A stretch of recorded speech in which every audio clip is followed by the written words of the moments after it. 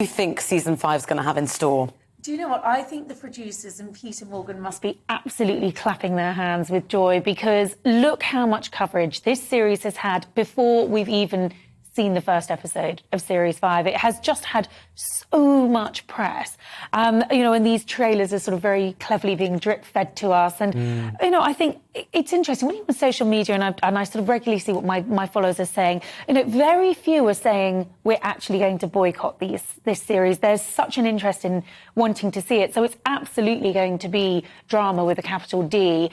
I think you're going to see duty reflected in it because, of course, let's not forget that this is a fictional series based on real events. And of course, you will see that theme of duty running through it. But I think far more than duty, you're going to see drama. You're going to see the big episodes of the 90s. I mean, 92, the Annus Horribilis, famously those words immortalised now by the Queen, the late Queen.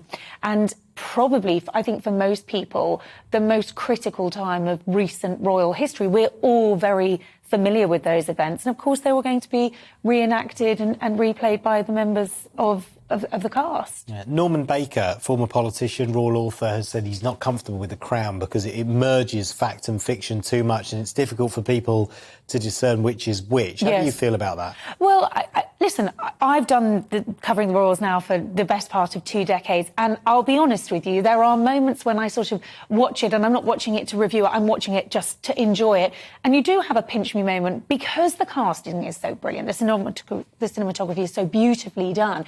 You do forget that you're actually watching something that is fictitious. So I take his point. I do think that Netflix have done the right thing by adding a disclaimer to the trailer. I think people must remember it is drama. And we've got the lead star, Elizabeth Debicki, who plays Diana, saying, come on, let's stop sniping about this. Let's take it in the spirit that it is intended, which is it's a drama. Well, yes, it is, but it is so accurate in so many ways that in terms of casting and the events it's covering, that sometimes people do forget that. And the timeline is getting closer, which makes it more awkward because we're talking about people who are alive now. And who have recently passed away. And for the Queen, the memory of the Queen, I think some people do feel that it is a little too close to the bone. And of course, for King Charles III, this is a period of his past and of the royal family's past that he would much rather move on from. I think the last thing he and his courtiers would want is for the start of his reign to be overshadowed by probably the most critical and difficult period